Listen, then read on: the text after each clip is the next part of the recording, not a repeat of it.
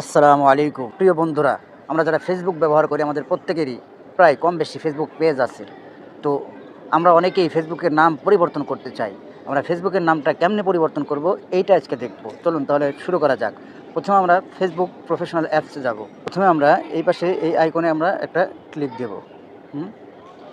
তারপর আমাদের কাজ ক্লিক দেওয়ার পরে এখান থেকে এসে আমরা সেটিং অ্যান্ড প্রাইভেসি এখানে আমরা ক্লিক দেব।